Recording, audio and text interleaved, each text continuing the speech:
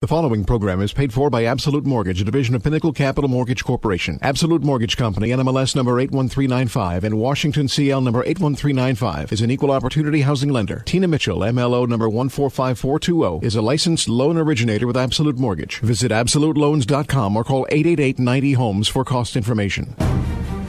You're listening to The Money Hour with your host, Tina Mitchell. Sponsored by Absolute Mortgage, a division of Pinnacle Capital Mortgage Corporation. Now, in the studio, local mortgage and finance expert, Tina Mitchell. Welcome to the Money Hour at 11:50 a.m. KKNW, the Saturday, October 24th show. I am your host and mortgage expert, Tina Mitchell. Every week I share expert advice and inside knowledge on today's events in our local economy and how it can affect your money. If you're hearing my show at a different time or day, you are listening to a rebroadcast, but I'm here to answer any questions or connect you with the awesome guests that I have in studio today. Please call the show at 1-855-400-1150. Again, that's 1-855-400-1150 or online at themoneyhour.com. And it is an awesome guest lineup today. I'm the only girl in studio. I've got all men, so I'm excited, all different arenas. We've got estate planning, real estate, financial planning. Brad VanVechten with Private Wealth Management Solutions. Investing in real estate may not produce a get-rich-quick results promised by many of the late-night information that you hear, but it can be one of the best investments your portfolio can have if you do it the right way. Also in studio, I have Glenn Price with Price and Farrington's attorneys and counselors at law. You may ask why estate planning is a good thing to do. The answer is simple. Avoid probate, reduce estate taxes, avoid a mess, and protect your beneficiaries and protect your assets. Pretty important in estate planning arena. And last guest in studio, first time in studio, is Kurt Nystrom with Keller Williams Realty Bellevue. As a buyer in today's real estate market, it's pretty crazy with all the lack of, or I should say with the lack of inventory, not all the real estate properties.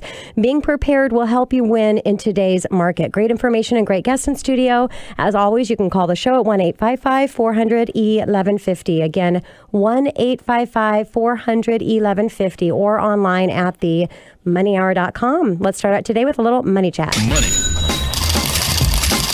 Money. Today, I want to focus on any of you first-time home buyers out there today that are renting and looking at the possibility to get into home ownership. Take advantage of it. The interest rates are extremely low right now. We have not seen them go up quite yet, but they will. And today I want to share the Mortgage Credit Certificate, or MCC, through the Washington State Housing Finance Commission. It's a tax credit for first-time home buyers, 20% tax credit off of all of the interest you pay in your mortgage for the life of the loan, dollar for dollar. This is a credit, not a deduction. So let's use an example. If you had a loan amount of $400,000, let's just say interest rates today at 4%, which that's just hypothetical purposes only because it is based on a lot of different factors, but good estimate to go with for a 30-year fixed. You'd be looking at interest paid of $16,000 for the first year. Easy math, take 20% of that. That means you're going to save $3,200 on the taxes you would pay that you would not have to pay if you qualify for the MCC tax credit. Divide that by 12 months, it's $266 a month, or really what does this mean for you in buying power? An additional $40,000 to $50,000 increase in buying power. That can make a substantial difference in what you can get out in the real estate market today. Now, the $266 a month or whatever that savings you're going to receive can also be used to help qualify for a higher purchase price as well. So if you're hitting a maximum amount of what you can approve for, the MCC tax credit, mortgage credit certificate can help you qualify for more. Now, how you see that money actually on a monthly basis is consult with a licensed CPA or your accountant. Find out how to amend your W-4 with your employer once you own your home so that you can see that money in your paycheck rather than waiting to the end of the year to receive those benefits. It doesn't matter how you're filing. Your deduction of homeownership is based on whether you file standard or not, but the tax credit is going to be there. If you pay enough income taxes, if you pay at least $3,200 in income taxes for that year, you're going to receive a $3,200 discount in taxes you'd have to pay, which means that you'd break even. So it's not like the deduction. It doesn't matter how you file. It's a dollar for dollar credit based on the income taxes you would have otherwise had to pay. Again, seeing it in your paycheck on a monthly basis is just amending your W-4. Now, the tax credit is, again, not replacing the deduction, but in addition to. It's not a loan program, but a tax credit, which means it'll apply to any of the loan programs you choose to go with: FHA, conventional USDA, VA financing, all the different options, 30-year fixed, adjustable rate mortgage, as long as your lender participates in the MCC program. So you're the tax credit, which you need to make sure that they do. It can also be used with down payment assistance program, which I want to talk about. Now, the grant that I'm going to talk about is actually not through the Washington State Housing Finance Commission. They do have down payment assistance as a second mortgage, which means you need to pay it back. But if you can qualify for an actual grant, the grant means that you actually do not have to pay it back. So there's a great grant that's available through National Home Buyer Fund. Grant meaning not paying it back. So it's not a second mortgage. It's at a 0% interest rate, which means that there's no payment either. So it truly is just free money that's being applied towards your down payment. It's based at 5% of your loan amount. So if you were doing a low down payment at 3.5% down, the 5% is going to cover the down payment, plus a little bit can go towards your closing cost and prepaids. You do not have to be a first-time home buyer to qualify. So if you're purchasing your second home, that's totally fine. You just have to be buying it as an actual primary residence. Now, it does have an income limit. The income restriction is $97,000 a year. So this is based for people that are in a lower bracket of income. But what you can do is if you have a significant other or a spouse that's going to be on the loan with you, if combined together, the two of you make more than $97,000, leave one of you off the loan. That would be acceptable if the other person that's on the loan makes less than $97,000. So it's not a household income, but it's the income that's based on the loan application. There is no recapture tax. It means you don't have to pay anything back when you sell your home. And there's no limits to assets of what you actually have in your account. So if you want to utilize this and keep your own money, as long as you meet the income requirement, then you're fine.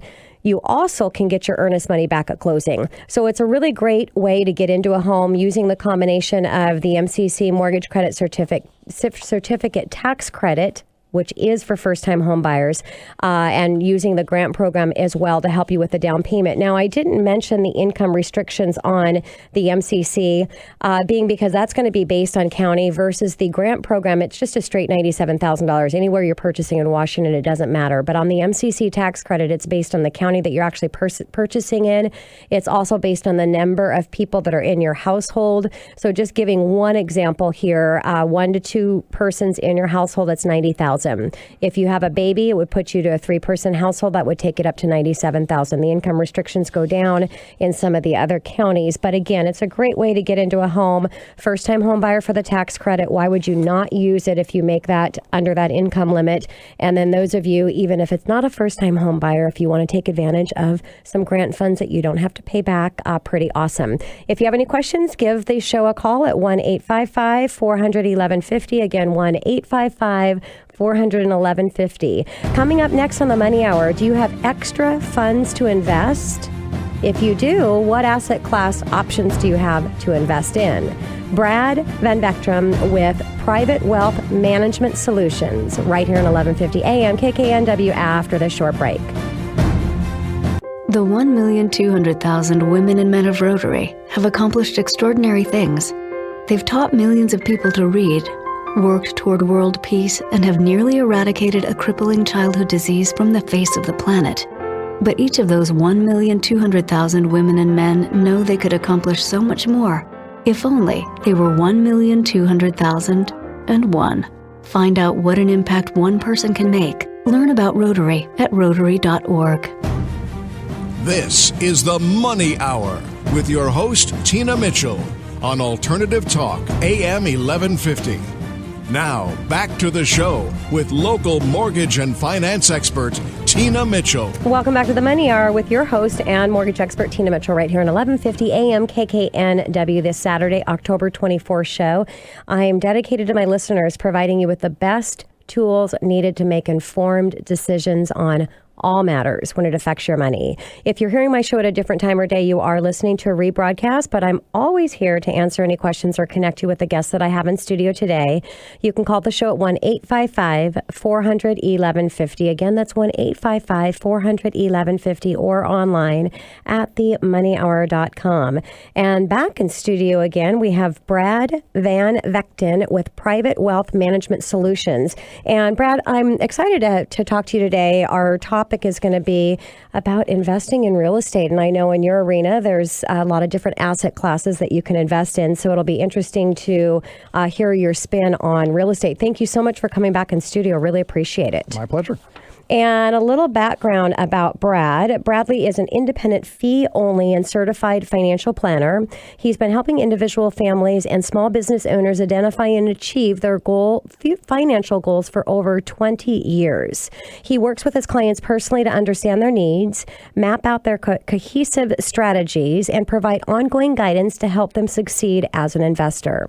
His professional credentials include certified financial planner, certified investment management analyst, chartered life underwriter, chartered financial consultant, and Brad is founder of Private Wealth Management Solutions based in Bellevue, Washington, state registered investment advisor.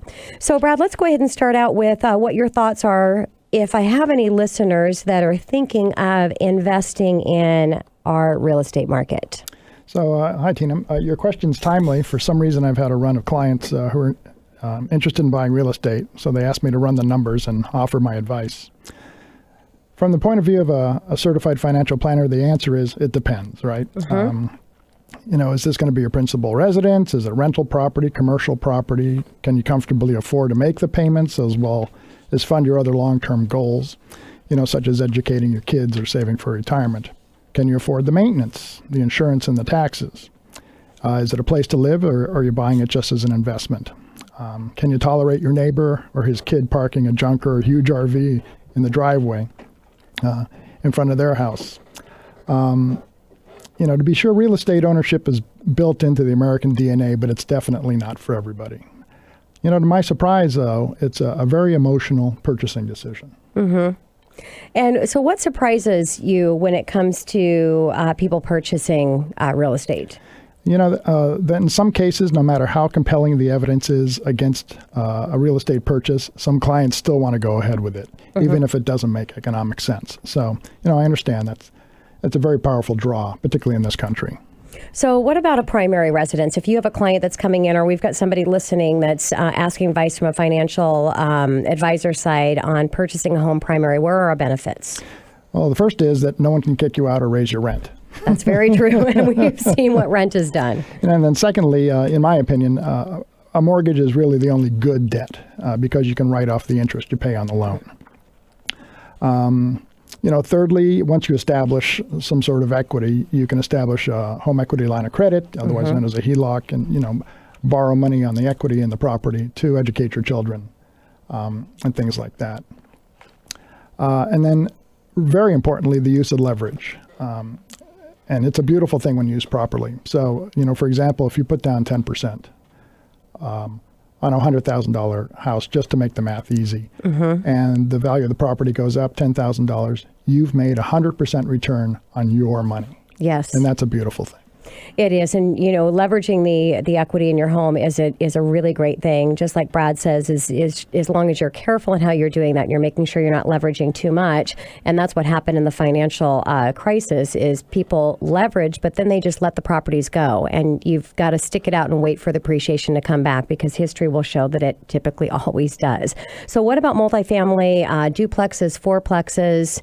What are your conversations there with your clients, Brad? What I see, the people that are successful at doing that, Tina, are successful landlords, generally the ones that maintain the properties themselves. If you're paying someone else to do the maintenance and so forth, that's going to erode, your return on investment. So generally speaking, those are the people working on it themselves that do well. And they hold the property a long time. If you're thinking of jumping in and out of rental real estate or multifamily homes, you're generally not going to be successful at it. Yeah. And, look at people that bought multifamily homes right at the height of the market. And, rents went up like crazy. property values got back to where they were. And so many people let those multifamily properties go, which was so unfortunate, because you just look at the rents and how quickly the rents appreciated or it went up, regardless of the fact that the appreciation was going down. It wasn't money that you needed anyways. You just needed to hold on to that property. So there's some great benefits there. So if we get into commercial real estate, which if you're listening and wondering what falls into commercial, it's anything that over 4 units is going to be your commercial real estate. So Brad, what are your thoughts on investing in commercial real estate versus residential real estate? The people I see that are successfully doing that generally occupy some space in the property themselves. Okay. That way they can oversee what's going on, collect rents, those sorts of things. The people that don't succeed at it, I think, are buying commercial property in Texas or some other place where, they're really not, seeing what's going on with the property and able to maintain it. Okay. So, Brad, what if I have a listener that's listening has got the benefit to be able to pay down their mortgage ahead? They've got some extra funds that they can work with to make additional payments. What are you advising there? Honestly, this is going to be the most important part of our discussion today. And the answer is generally no. Yes. Don't do it. Especially in your income-producing years, where you can take advantage of the mortgage expense deduction, and secondly, while interest rates are so low. Yes. And I always run that for my clients, and it's pretty surprising when you look at the cost of interest rate. And the true cost of interest rate is really after your tax bracket. So if you're in a 25% tax bracket and you've got a 4% interest rate, it really is 3 3/4% interest rate. So if you look at that, can you earn on your investment more than 3 3/4? And I would imagine that there's probably something that you can invest in that's going to earn a higher return. Also, the fact that you're actually going to be able to compound and just looking at real estate's not based on what you owe. Real estate's based on the value of the property. It doesn't matter what you owe. So it's going to appreciate based on the value. Your asset class is going to appreciate based on how much you have in that asset. So if you're not investing into it. So when you look at the numbers, it's really easy to run them to see what makes most sense for you. Now, what about paying cash for a property? Oh, go ahead, Brad. What are you going to say on that? I just want to interject. So, generally paying off your mortgage before retirement is a very American notion, for some reason that's been installed in us, since we were children. But frankly, real estate's a lousy place to park your cash. Number one, it's illiquid. And as you already mentioned, it doesn't grow very quickly compared to other asset classes. Exactly. Okay? So to back that up, here's why. Inflation's 2.4% average over the last 20 years, right? Homes on average appreciate 3.2% nationally. About 1% over inflation. Okay. The United States stock market returns almost 10% a year average over the last 20 years, and a well-diversified portfolio of stocks, international bonds, alternatives, and international stocks returns about 9%. So my question is, why would you put the majority of your money in an asset class that just returns 3% when you can get 8 or 9? Not only that, those funds are immediately available, if it's in an after-tax account, to you in the event you need them. And as an option, you can always use that money to pay off the mortgage if that's what you want to do. Yep. When it comes to how you want to manage your money, ultimately you are the decision maker as far as what makes you feel most comfortable for the security of your family. What you need to do is you just need to look at the numbers, because I think that's where a lot of people, they're just not looking at how the numbers come out. And you can look at the numbers and you've got the information to make the best decision, again, for you and your family. Now, what about paying cash for property? We may have people listening today that are downsizing, and so they've got the ability to go in and just completely pay cash for that home. What are your thoughts there? So I would encourage them to pay a modest down payment, take out a low interest mortgage, and invest the difference conservatively. And keep your options open. There's value in having options open to you. You can always change your mind in the future and pay off the mortgage. But in the meantime, say you're in a diversified portfolio over 5 or 10 years, you're going to vastly out earn what it would be if that money were parked in a non-liquid asset such as real estate. Yeah, makes total sense. So any other advice that you have to my listeners when considering purchasing real estate, Brad? Consider, what are the tax consequences? If you need to sell it, what if you're underwater on the loan? These are all things that, sometimes people get forced into, particularly if, they jumped in when they shouldn't have, when they didn't have enough assets, as an example, to put down a meaningful down payment. And I think people jumped in they jumped in when they weren't in a position to hold onto the property in a bad market. What you shouldn't have done is any of those strategic defaults, because now look where we're at right now. So if you buy real estate historically is an asset that you are not going to lose money if you're not forced to sell in a bad market. History of real estate shows that we always come back from a market where we've lost appreciation. So can you share what happens when selling real estate in Washington State, Brad? I'm originally from California, so this was a bit of a surprise to me. So even if you lose money in the transaction in the state of Washington, you pay a real estate excise tax, which starts at 1.28%. And then each city can add up to 0.5% on that. So, total, you're paying an excise tax of somewhere around 1 3/4. So on a $500,000 house, taxes amount to almost $9,000 when you sell the property. So people need to be aware of that. I'm not sure a lot of people are. Got it. Yep. So really quickly, before I take it to break, Brad, what about reverse mortgage? So a couple of quick thoughts there. They've evolved dramatically in the last 5 years. So in the event you've parked all your money in real estate and you need to access it for whatever reason, these reverse mortgages have really been modified, and since the government got involved to protect the interest of the consumer, they're not a bad thing anymore. And to be honest with you, a year ago, I thought, there's no way I would ever recommend these to my clients, but they've become a wonderful tool. So as an example, you can borrow up to $625,000. It's an FHA insured loan. The nice thing is that these days you don't have to pay the loan back, but if you want to, you can. Yes. So, in the event the stock market's down and you don't, or the or bond market's down, you don't want to access that money, you can utilize these reverse mortgages, and then when the market returns, then sell, pay off the loan, and you're right back where you started. Here's the other nice thing. They can't be canceled or modified.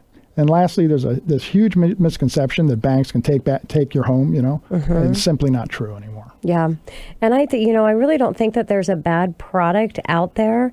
What's bad is not understanding how the product works to make sure it's the right product for you. You even have to go through counseling these days. You do. And the reverse mortgage it's always been a good program. The problem is it was getting abused and how it was getting explained, and people didn't understand how it was working. So as long as you've got the right advice, and that's the reason that I'm here, that's the reason why the Money Hour is on air, is to make sure you've got the best experts in every arena regarding your financing to make sure that you understand what your options are. Brad, thank you so much for coming back in studio. It's always a pleasure to have a conversation with you, and I appreciate you sharing all your wealth of information with my listeners. My pleasure, Tina. Coming up next on the Money Hour, many people avoid estate planning because they think it focuses on death after funerals. Actually, it's the opposite. Estate planning focuses on life for your survivors after you die. Glenn Price and Farrington, attorneys and counselors at law, right here on 1150 AM at KKNW after this short break.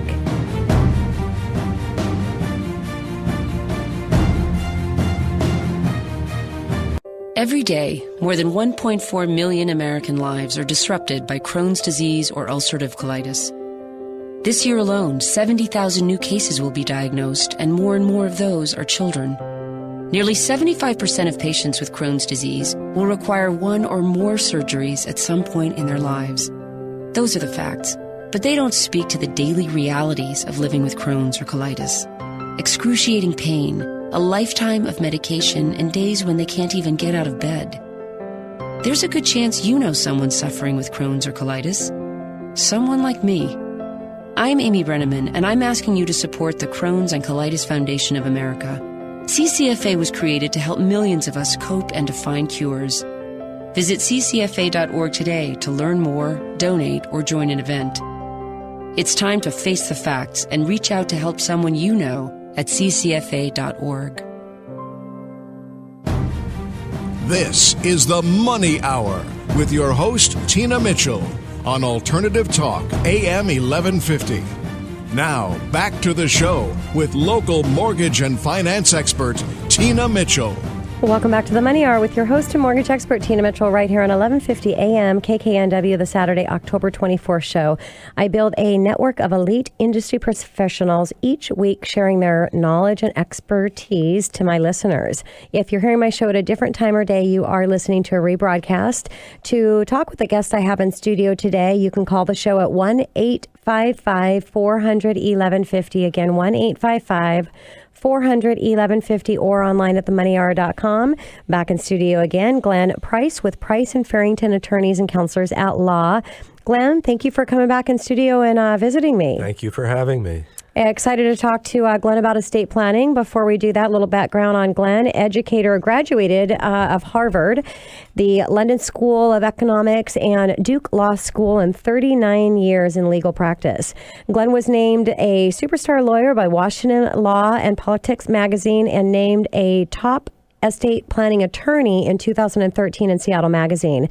Glenn has spoken throughout Washington at public and private estate planning events over the past 20 years and works closely with other professional advisors in serving clients' needs in estate, tax, retirement, asset protection, and family wealth planning. So Glenn, let's go ahead and start out with what are some of the biggest estate planning mistakes that you see people making? Well, where would you like me to start? The biggest ones. You know, there's a piece I wrote some time back that narrowed it down to 3. The first mistake is failure to plan in the first place. Yep. The second mistake is failure to properly implement the plan you have in place. And the third major failure is failure to update that plan. Now, that's kind of a shorthand way of saying those are the 3 biggest mistakes, but there are a lot of other mistakes people make. They will not coordinate their estate planning. Their wills will not be coordinated with beneficiary designations on IRAs or 401ks or life insurance policies. They'll fail to take advantage of trust planning for children or for folks who need assistance in money management or for asset protection planning. So there are all kinds of potential pitfalls and mistakes in the planning process. And Glenn, a lot of people may think that estate planning is just about what happens when they die. Yeah, this is one of the biggest myths and misconceptions because folks conceive of estate planning as being death planning. They tend not to get around to doing it because they go into denial. They know they're never going to die. It doesn't seem relevant to their everyday life. Estate planning is really much more than death planning. It's really lifetime incapacity and disability planning. And then, of course, it's planning for what happens when you're no longer around. Yes. But it's that first component, the lifetime planning, that is often overlooked, not implemented. And the will that you have in place doesn't do you any good if you run into problems while you're alive. So, Glenn, what would be an example of that? Something that's going to come up with someone when they're alive and they don't have their estate plan together. Share a story of how that could really look for someone. Well, take a small business owner, for example, who doesn't even have a financial power of attorney in place, who has a heart attack and is out of commission recovering for 4 months to 6 months. No one has legal authority to make decisions, to manage the business, to engage in any kind of financial transactions, because something as simple but as powerful as a financial power of attorney was never signed off by this gentleman or this business owner. That's a practical everyday problem with failure to plan. Yeah, boy, that could definitely be devastating. What about the important documents for estate planning, Glenn? Can you share those with my listeners? You know, there are 5 basic estate planning documents for starters that everyone should have. First, a death time planning document, be it a will or a revocable living trust. And then there are 4 critically important lifetime planning documents to go with that will. Number 1, a financial power of attorney. Number 2, a healthcare or medical power of attorney. Number 3, a living will, which addresses the life support issue. Yes. And number 4, the privacy authorization under HIPAA, which grants access to your private confidential medical information to the limited number of people who you wish to have access to it. Those 5 documents are really, in some form or other, everyone age 18 and over should have. Wow. So, Glenn, doesn't your will control how your estate will pass on your death? Your will controls the assets that it controls. There are a number of assets or forms of titling where the will doesn't come into play, and this is a common trap people fall into. Any asset that bears a beneficiary designation, be it a retirement plan, an IRA, a 401k, a 403b, a Keogh plan, a life insurance policy, annuities of all different types, these are assets which will pass by operation of law to the designated beneficiary. The will does not govern or control that asset. Another common example of how assets transfer outside of your will is by the form of titling of that asset. Joint tenancy with right of survivorship ownership is a very common form of ownership of a piece of real estate or a checking account or bank account or brokerage account. By operation of law, the surviving joint tenant or tenants automatically come into title, ownership of that asset upon death. Whatever provisions you have in your will regarding how you would like assets to transfer, they do not reach that joint tenancy with right of survivorship asset. So you can undermine your own planning sometimes if you haven't coordinated beneficiary designations with asset titling with the terms of your will. So, Washington community property, someone may think that this means that their surviving spouse automatically inherit their estate. Can you talk about this? Yeah, this is a real common myth. The belief that in Washington state, if you are married, the law means automatically that the community property you own at the time of your death, meaning essentially 50% of the estate, automatically must go to the surviving spouse. The reality is that you control your community property. Your community property can be directed to whomever, whatever beneficiaries you wish at the time of your death.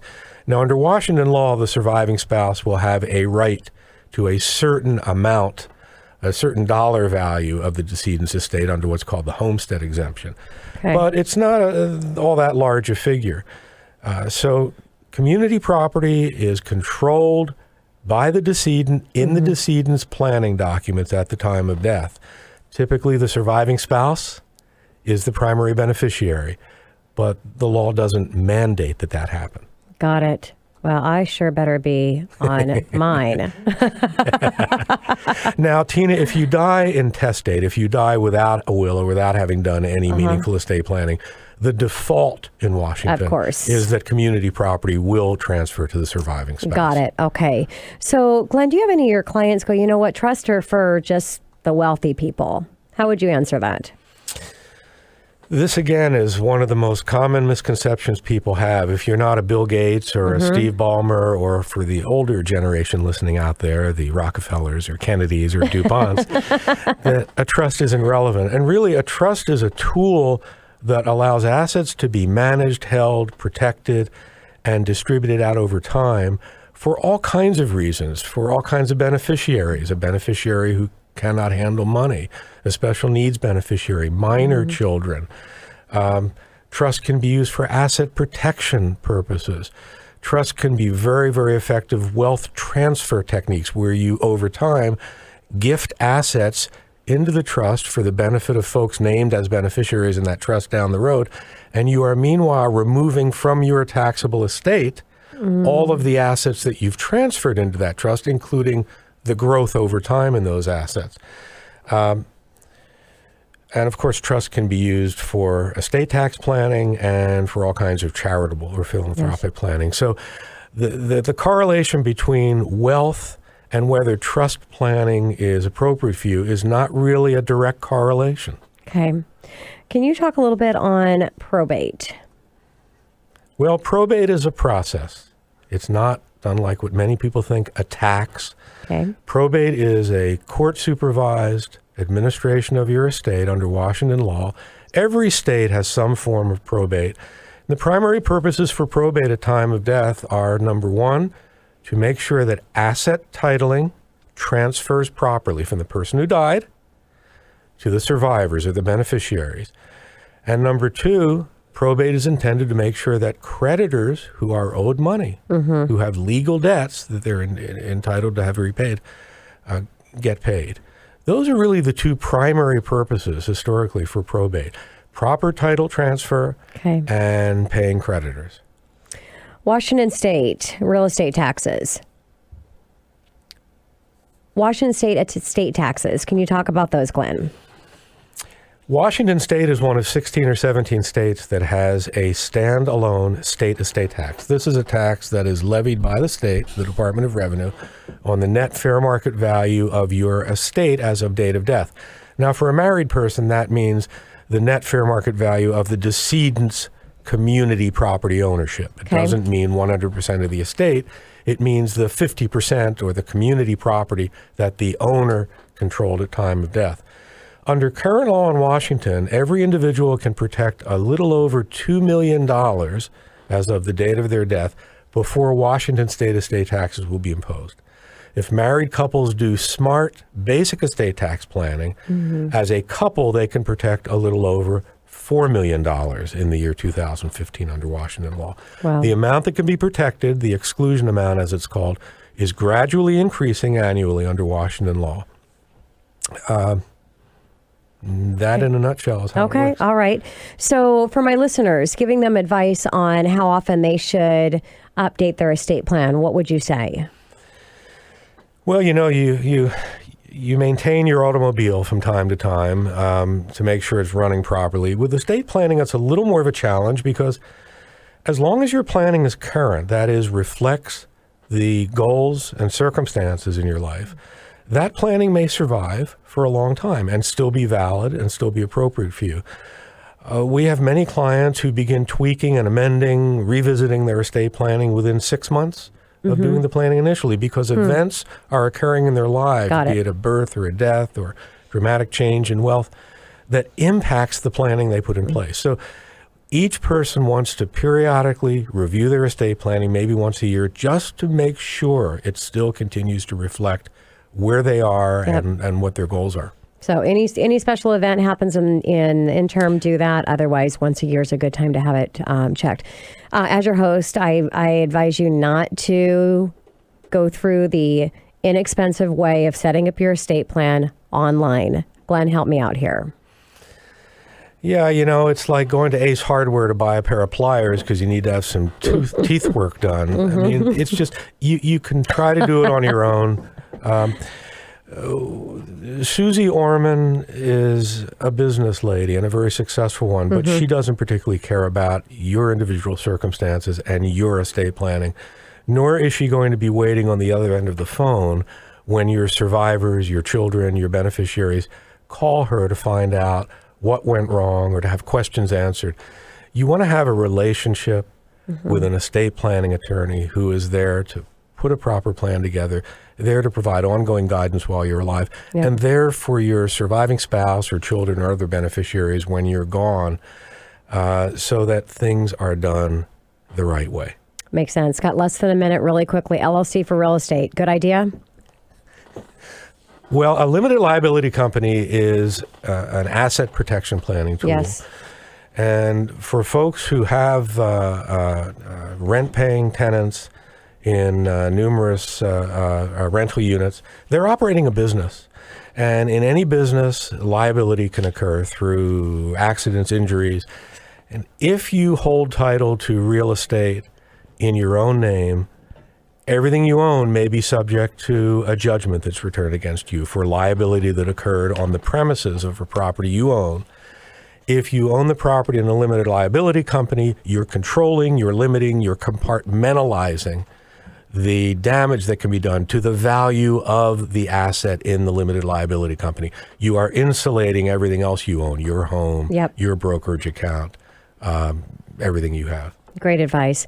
Glenn, thank you so much for joining me again back in studio. Really appreciate it. My pleasure. And coming up next in the Money Hour, how buyers should navigate through today's real estate market. Kurt Nystrand with Keller Williams Realty Bellevue, right here at 1150 AM, KKNW, after the short break.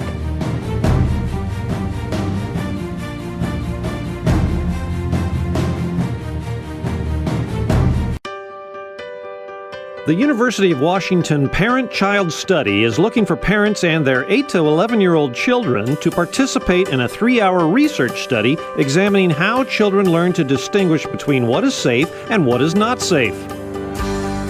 They're especially interested in how those processes differ in children of parents with and without post-traumatic stress disorder.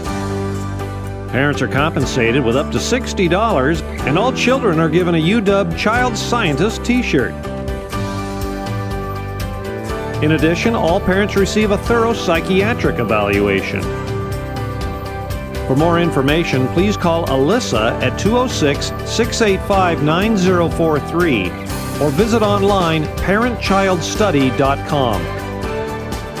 That's 206-685-9043 or parentchildstudy.com. This is the Money Hour with your host, Tina Mitchell, on Alternative Talk, AM 1150. Now, back to the show with local mortgage and finance expert, Tina Mitchell. Welcome back to the Money Hour with your host and mortgage expert, Tina Mitchell, right here on 1150 AM KKNW, the Saturday, October 24th show. I'm empowering our community, providing you with opportunities and solutions when it comes to your money. If you're hearing my show at a different time or day, you are listening to a rebroadcast, you can call the show at 1-855-400-1150. Again, 1-855-400-1150, or go online to themoneyhour.com. First time in studio, excited to talk with you today, Kurt. I have Kurt Neinstrand with Keller Williams Realty Bellevue. As a buyer in today's real estate market, it's pretty crazy out there with the lack of inventory. Being prepared on exactly how to navigate through the process is important if you want to win in today's market. So, Kurt, thank you again for coming into studio. Oh, thanks for having me, Tina. And a little background on Kurt. Kurt has served in the real estate industry since 2005 and with Keller Williams Realty since early 2009, and represents both buyers and sellers with their continuous goal of meeting and exceeding his clients' expectations. Kurt has experienced negotiating contracts and representing clients so that their best interest is served. He has earned the Certified Negotiation Expert, Accredited Buyer Representative, Certified Real Estate Analyst, and Certified Short Sale Negotiator designations to represent and negotiate the buyers and sellers. Customer satisfaction, Kurt's number one priority, and is his honor to represent his clients with honesty and integrity throughout the real estate experience. His goal is to listen to each person he works with in effort to learn more about their unique situation and help them through the next step. Additionally, Kurt is an official trainer for the Washington State Housing Finance Commission and co-teach homebuyer education classes with lenders for people interested in learning more about what they should know before buying a home. One thing I talked in Money Chat is the mortgage credit certificate, grant programs that are available, which you need to go to these certified classes and that lenders and realtors teach. So, Kurt, thank you for giving back there to our community. So let's go ahead and start talking about multiple offer scenario, because I think everybody at least in the popular areas in our market are in multiple offers. So with preparing your clients for multiple offers, what are you doing, Kurt? Well, really, ideally, preparation is the key on that. And I always recommend that the buyer sits down with their agent and has a buyer's consultation with them. And a lot of things happen there. You get to know your agent better, your agent gets to know you better and what your needs are. And then I like to go over general things that will be taking place throughout the process to try to eliminate as many surprises as possible. Things like how much earnest money should they offer, or how much does an inspection cost, and give them an opportunity to review contracts ahead of time and things along those lines. All important to make sure that they're completely prepared to win in a multiple offer scenario. So, Kurt, as a real estate agent, how important is it for their agent to actually pick up the phone and have a conversation with the listing agent prior to presenting that offer? I think it's huge. I think it can be the difference in some cases on whether you get chosen or not. They basically, what the goal is when you're calling the other agent is to try to find out what's important to the seller. Mm-hmm. And price obviously is often the first thing that's mentioned, but price isn't always the thing that makes a difference between an offer being chosen or not. For example, in some cases, sometimes the assumption is that short closing, the quicker you can close, the better your chance of getting the home. Well, if that seller is looking to purchase their own home, a 2-week close might scare the willies out of them. Yes. Yeah, and so they might prefer a 45 or even a 60-day close. And so if that's an option for your buyer, then knowing that, again, can make a huge difference. In some cases, too, especially if they are looking at buying their next home, sometimes being able to stay in the home after closing for a couple days for that transition could be very helpful also. And so as many of those things that you can get straightened out before you even send your offer over, then the greater chance of them choosing yours. It's such important advice, and there's so many things that are going on during the real estate process. Having a realtor that's taking the extra time to do the things that are necessary, because just like you said, it can be a complete disaster if you don't prep and understand exactly what that seller needs. So what about a buyer, Kurt? Are you advising your buyers to put together personal letter? I've heard it be called the love letter to the seller. Or what kind of advice do you have on that? Yeah, in general, I think it can make the difference. However, you also have to be very careful in how you're doing it. You can't violate fair housing and go into familial status and stuff like that. However, it can be an opportunity to try to connect with the seller. And recently I was actually in a class, and I thought the teacher gave some good advice. He basically said, as you're going through the home, pay attention to what's on the walls, what's in the garage and stuff. And for example, maybe they have pictures in the hallway about their trip to Paris, or you go into the garage and they have motorcycles in there, or classic cars or something like that. And one example of that is recently I was helping a couple look for a home, and we went into this one home that they wanted to pursue. And we noticed two specific things while we were there. Number one, when you went into the man cave area, so to speak, they had this kind of like a street sign up above the door that said like Seahawks Lane or something like that. So apparently they were Seahawk fans. Yes. And then the second thing is we went into the garage, and he had the seller had a Mustang in the garage. And to be honest with you, it didn't really strike me as any type of a fancy car. It looked dusty. It looks like it'd been there forever, barely worked on. But oftentimes when people have Mustangs, they, sometimes they're collectors or something like that. And so in their letter, they brought up a few things. They talked about, hey, we saw your sign about the Seahawks, and he started talking about how he had been a fan for the last 20 years, and he went through the bad years, and so he's really enjoying the Super Bowl run. And then they talked about how they loved how big the garage was, and they summed it up in just a few words and said, oh, and by the way, nice Mustang, and they capitalized Mustang. Nice. And and through that, there were multiple offers in this situation, and we were the ones that were chosen, and they ended up closing. And the agent mentioned to me that one of the things that they really enjoyed was the letter that they'd written, because they really related to it. It makes total sense, because you're connecting on an emotional level with a seller, and when somebody's selling their house, there's a lot of emotions involved in doing that. So being able to connect there, and as Kurt said, just in the advice, it's not writing about you and your family and your children, because that's where you can get into that area that could be a problem. It's making it about the seller and making comments on everything that's important to the actual seller of that home. Awesome advice. What about shortening any terms in the contract? What can you assist with there in our buyers? Yeah, that, again, can be another very large piece to the puzzle when there's multiple offers.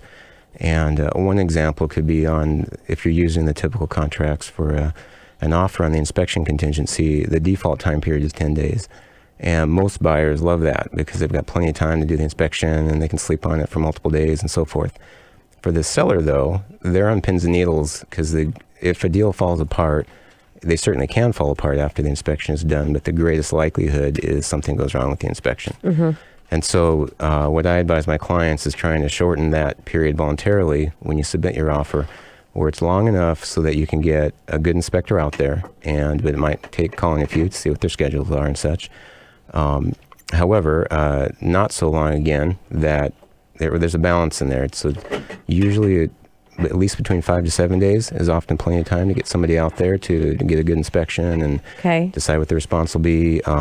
If it's a really competitive scenario, gosh, if you can get that down to 2 or 3 days, that would be even more ideal. As long as the buyer, the other side of that coin is the buyer also needs enough time to do their due diligence also, of course. Of course. Yeah. And on the buyer's side, I mean, it's getting more critical right now with TRID and the new timelines that are coming in with the CFPB to really get that taken care of. So good advice there. Now, let's get into the pre-approval process and the importance of that, and also what your lender partner can do in helping with the buyer in a multiple offer arena? Yeah, with the lending and pre-approvals, one critical piece of that is doing your homework up front with your lender and getting a good local lender who you trust, who can take care of you, and then turning everything in as quickly as you can to them so that they can do their job to get you fully pre-approved. The one thing I've learned especially on the listing side, is not every pre-approval letter is equal to the other. Yes. And if the listing agent is, in my opinion, doing their job and representing their client well, then once they receive your offer, whether there's a multiple offer or not, then they should be calling the lender, introducing themselves, saying, hey, great, I got this offer from your client, and tell me where we're at. And they may ask, gosh, did they turn in all their tax records? Have they turned in their last 2 pay stubs and the bank records and so forth? And if you can empower your lender to brag about you, then that can completely set you apart. Whereas if the listing agent's calling them up and the lender's hemming and hawing, or trying to change the subject or whatever, then obviously, or they just tell them, no, gosh, they haven't turned that in yet, then the likelihood of you being chosen is very small. Yep. And maybe even a little extra on top of that is, as a lender, pick up the phone, call the listing agent before they call you, and let them know, hey, I've just got your offer, congratulations. Or even, my buyers just submitted an offer, congratulations. I worked with Kurt on this, just to let you know that they're good to go, completely pre-approved. Oh, by the way, to look at my guarantee on my closing on the second page. Okay, that was a shout out for me, because I do guarantee my closings. Nice. So whatever that you have to offer is making that call before they call you. Now, what about if I've got somebody listening to the show right now that is going, you know what, I'm just going to present a lowball offer, Kurt, and, get some negotiation going on here. How do you deal with that comment? Yeah, if there's no other offers out there, you might be successful in getting a response still. Although honestly, even if there's no offers, if you're too low, you might just make them mad and they don't call at all. Yes. So there's certainly balance in there. But if you understand that there are multiple offers, realistically, I think human nature-wise, we're drawn to the path of least resistance. And so if you've got, let's say, 5 offers to choose from, one of them is under list, maybe even way under list, and the rest of them are over, then usually the seller and their agent picks the one that fits their criteria the most, that gives them the most price at the best terms, and maybe 90% of it is what they want, and maybe they just want to adjust 1 or 2 items on there.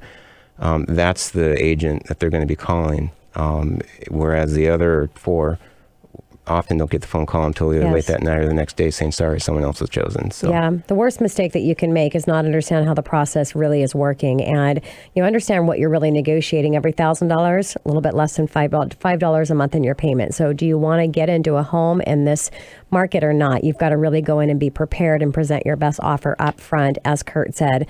Unless there's not multiple offer scenario, you might have a little room, but not seeing a lot of that right now. What about the inspection response? Can you talk a little bit on that, Kurt? Yeah, I basically, when I'm helping my clients, I recommend that once the inspection is done, taking a look at the whole inspection report, and focusing, if you're going to ask the seller to fix something, focusing on a few items that are basically health and safety items. Really important things that if they're not changed, you probably don't want to buy it anyways. I've been on the listing side of a situation like that, where we received an inspection response. One of them, I think, had 20 or 21 items on it. And my jaw almost hit the ground. My first comment when I called my seller was, please don't shoot the messenger. It's just my job to tell you about this. My thought was, they're just going to get mad and not do anything. The funny thing was, at least funny on our side, they decided to look on this as like the country buffet. It's like, wow, we've got 20 items to choose from. Let's pick the top 2 or 3. And that's awesome. One of them on there was literally a burnout light bulb. Where I'm looking at that going, you've got to be kidding me. And they looked at it like, yeah, burnout light bulb, that'd be great. What, a couple bucks down the store? We'll pick that one. The electrical items on there, no, those are too expensive. And so they picked 3 or 4 things. And I think the buyer thought that they could, basically let go of the light bulb for the higher, the more important items. And their agent tried to say, hey, look, these are the ones that are most important.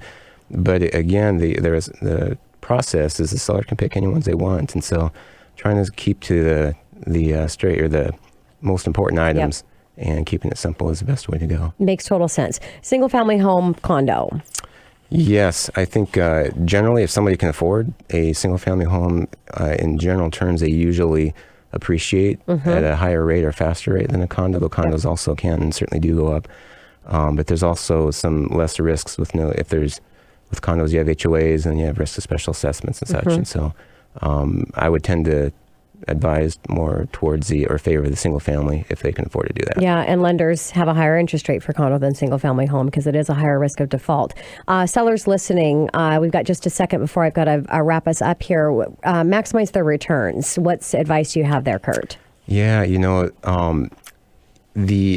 I go with the old saying, you only have one chance to make a first impression, or the big first impression. And so once you sit down with your agent and you're figuring out what to do, some general items are declutter the home. You're going to be moving anyways, and so the more you're going to be packing everything up. And so the more the items that you don't need to have in there every day, that you can box those up and get them in staurage. And it just helps the house present better. If you can stage it, that's ideal, whether it's with your furniture or bringing in some furniture from a stager. And once you get the house ready to go and the exterior is done, I highly, highly recommend getting a professional photographer out there. Yes. Because the first impression these days is usually on the internet when people are clicking through pictures. And if you don't grab their attention on the first go, you're probably going to lose them, and the likelihood of them coming back is really low. Yep, they'll hit delete, and then you'll never show up in the search criteria again. So that would be pretty bad. Kurt, thank you so much. It was great having you in for the first time. Look forward to having you back. Great advice for my buyers and for my sellers. Just really appreciate your time. Thank you, Tina. And this is your host, Tina Mitchell, signing off for the day. I will be back same time, same place next Saturday right here on 1150 AM KKNW. Enjoy the rest of your weekend, everyone. Thanks.